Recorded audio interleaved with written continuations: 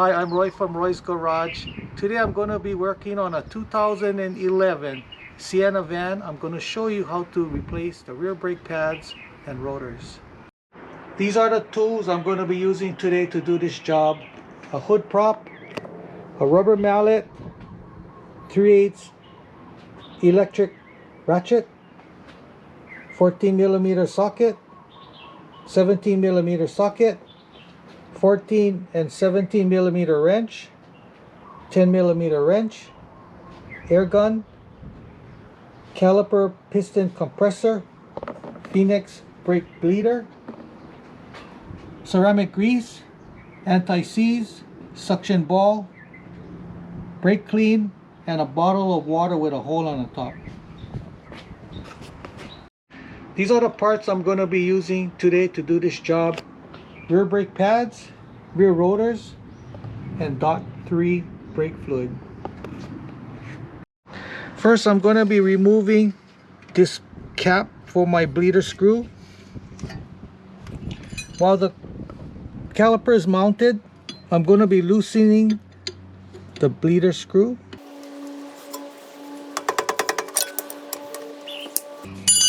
Removing the caliper, there's two bolts, one here and one here.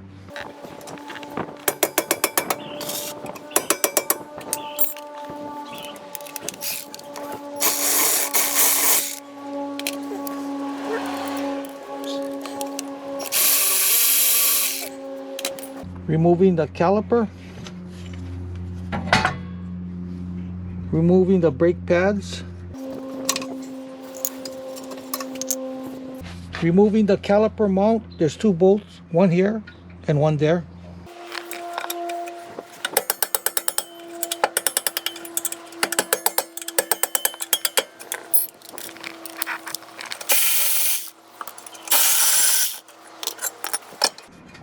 Removing the rotor.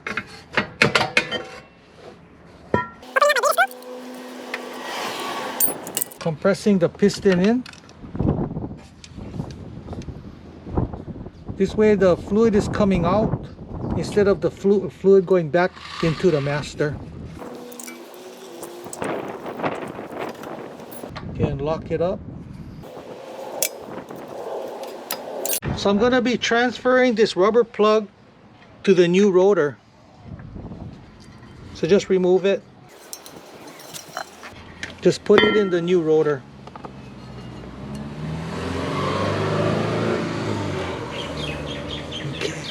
Okay, so right now I'm going to be cleaning up the rotor with some brake clean to get off any oil that's on it.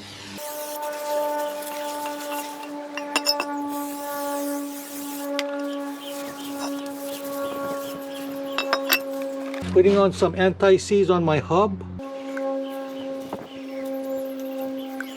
So we're going to be adjusting the emergency brake. There's a star adjuster right under here. You can either make it bigger or smaller.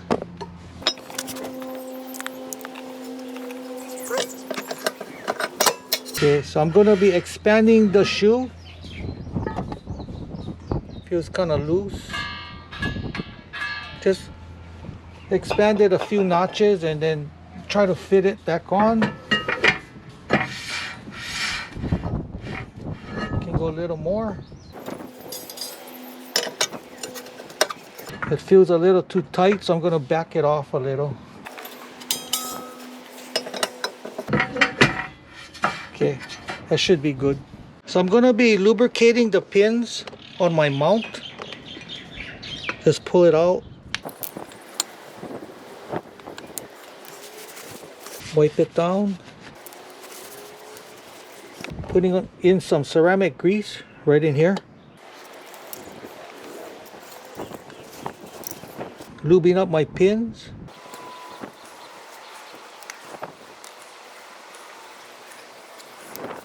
Okay, I'm going to be reusing my old shims, lubricating it. There's new shims that come with the kit. You can use that. But sometimes, if you try to use the new shim, when you put it in the caliper mount, it wants to fall off and it doesn't really stay in properly. If your shims are still good, just reuse it. Nothing wrong with reusing it. Okay, mounting the caliper mount.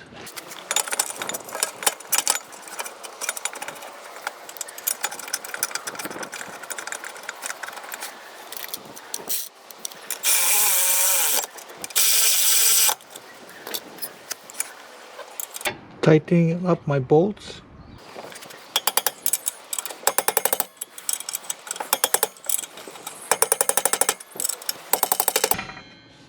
Okay, so I'm gonna be using the new springs that come with the brake pads. Usually I use the old ones, but the old ones are all worn out, and it was touching the rotor, so it's kind of grinded up.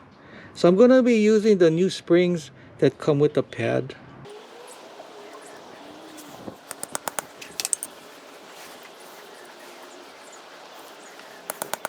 Yeah, so on this one, the old one is all grinded up already. Usually it's supposed to be sticking out a little bit more, but the pads are so worn out, it was rubbing against the spring. So when you install the pad, the spring gotta be on the bottom. That's the leading edge, so your rotor is turning clockwise. So this thing has to be on the bottom.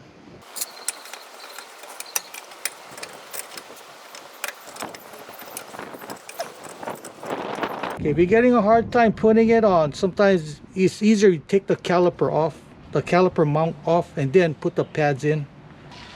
Okay, I'm gonna be installing the pad with the caliper off. Sometimes it's easier that way. Then you can really see what you're doing.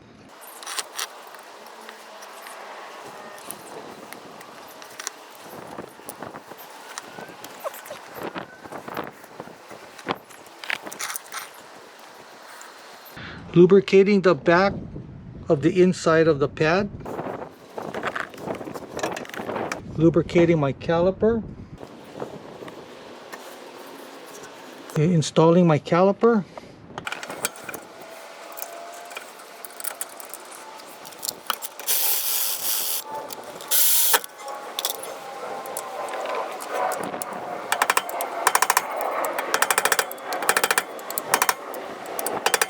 Okay, now we're going to bleed the brakes. Okay, removing the brake fluid from the reservoir.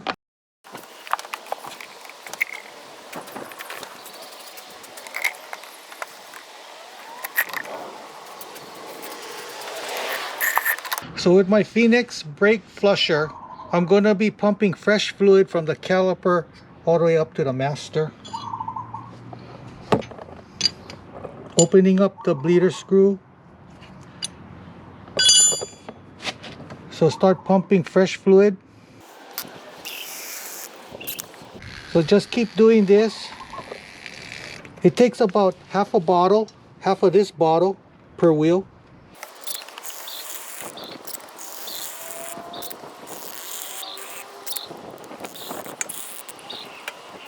Okay, lock it up. Okay, removing the brake fluid from the reservoir. Again. You start up your car. Pedal is real good. Solid. So I'm going to pressurize the brake system with my hood prop.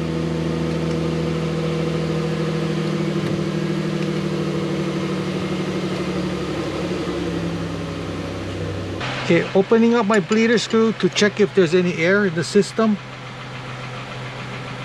That looks good. So just lock it up.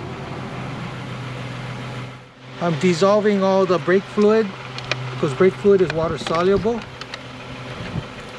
Blowing it down with air.